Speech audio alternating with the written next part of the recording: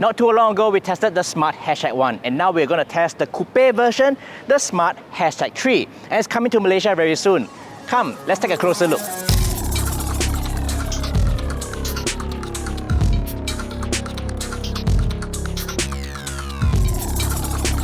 The Smart #3 is essentially the sporty coupe version of the Smart #1. It shares the same motors and battery configuration, but this EV is slicker and offers slightly more range thanks to its aerodynamic shape.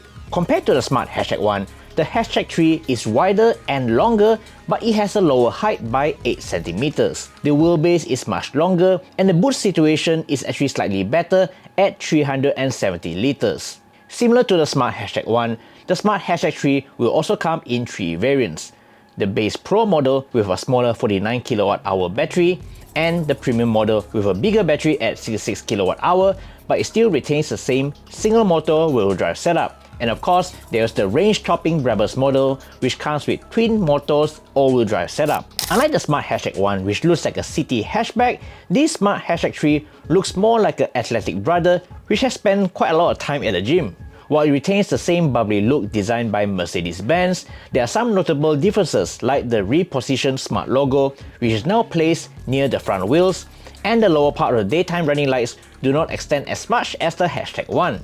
If you look at the #3 from the rear, you can see that this is a much wider car. One nice touch that I like is the boot release button, which is now hidden in the letter A on the Smart badge. And the rims look a lot better on the Smart #3. Just check out these rims on the base Pro model. Interestingly, the premium model gets a more closed-off aerodynamic wheels, which kinda reminds me of an older Maybach.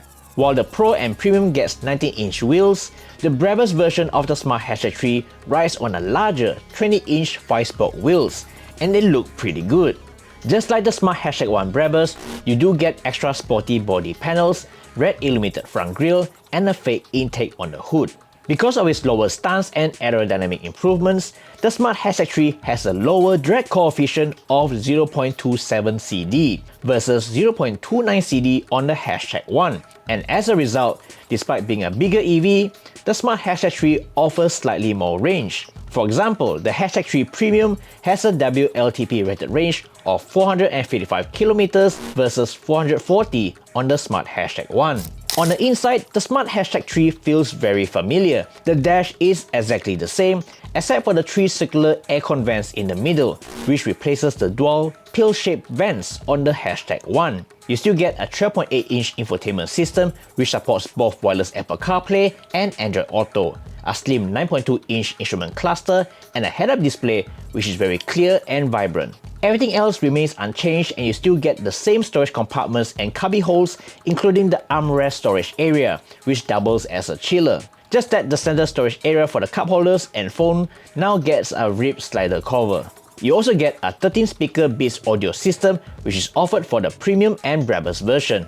Over at the rear, the Smart #3 doesn't offer sliding seats, but you still get loads of space here with generous amount of legroom and headroom. You still get a glass roof which you can't open, but the Smart #3 doesn't come with built-in sunshade. So if you don't like to get big under the hot sun, you could get a single-piece sunshade like this, but it doesn't look that good. But hey, it's better than nothing. From a short test drive around Proton's test track, the Smart #3 Premium with 268 horsepower is plenty powerful. The body roll is managed very well, and it does feel more planted when driving at higher speeds. It's not to say that the Smart #1 isn't steady for highway drives, but from my short experience, this feels very stable around the bends, which is to be expected from a lower slung EV. Even while driving at over 100 km per hour, it still feels pretty quiet, and even as a passenger, it doesn't get uncomfortable. Even at slower speeds, this is still a comfortable car to drive around the city. Smart has also added a medium option for the regeneration braking, as the Smart #1 only had 2, that is standard or high. You still get a well-equipped ADAS system, and it's super easy to activate adaptive cruise control with lane centering assist. I like the fact that Smart #3 still uses proper physical buttons on the steering wheel, and you do get physical stocks for the indicator and gear selector. Of course, my complaints from the Smart #1 are still here. You still need to use the touchscreen to adjust the aircon, the side mirrors and regen levels, and switching between drive modes requires you to press a capacitive button. Switching to the Brabus version, now this is where you can get a lot of fun. New on the Smart #3 Brabus is the addition of rocket launch, which is essentially like Mercedes' launch control. You just tap on vehicle settings and then rocket launch, and then step on both the brake and accelerator pedal to start the countdown, and off it goes. 3, 2, 1, go! Whoa! Woo! That was fun. The Smart #3 is also quicker to get from 0 to 100 km/h in just 3.7 seconds versus 3.9 on the Smart #1. Regardless of which variant you pick, the Smart #3 still retains the same maximum top speed of 180 km/h. The Smart #3 feels much stiffer, and I pretty prefer this setup, and the Brabus version really packs a punch thanks to its twin motors that deliver 422 horsepower and 543 Nm of torque. It is a pocket rocket.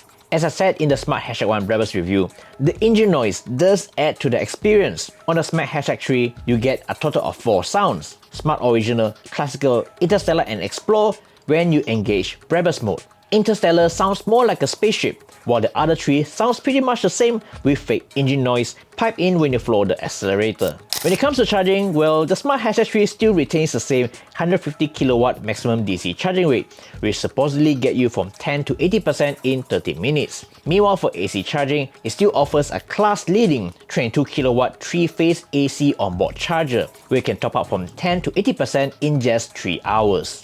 Of course, the biggest highlight for smart EVs is its integrated charging ecosystem with Zone Charge, Gentari and Charge EV. From the touchscreen, you can locate over 70% of charge points in the country, and you can activate and pay for charging via the Hello Smart app. As we shared in our recent review, there's still some room for improvement for the app to ensure a smooth and seamless EV charging experience. At the time of recording, we still don't know the exact pricing and availability details just yet. The Smart #1 starts from 189,000 ringgit for the Pro model, and it goes all the way to 249,000 ringgit for the Brabus version. For the Smart #3, we reckon that it could cost probably about 20,000 ringgit more for each of the variants. Well, that's just our guess. Of course, the Pro version does lose out on several features like the lack of Beats audio, no heads-up display, standard LED reflector headlamps, and a slower single-phase 7 kW AC charging. But overall, if you see yourself doing more highway driving and you need a slightly bigger boot, the Smart #3 is the way to go. But that's not to say that it is significantly better than the Smart #1. That is still a pretty darn good city car, and it gives you the option to hoon around if you're feeling a bit naughty. So there you have it guys, the preview of the Smart #3 Premium as well as the Brabus version. It's so much fun and I like the new additions. What do you think? If you like this video, please give us a thumbs up, like us on Facebook, and don't forget to subscribe us on the YouTube channel and hit the notification bell icon so that you be informed of future videos. This is Alex, thank you so much for watching, and I'll see you in the next one. Bye!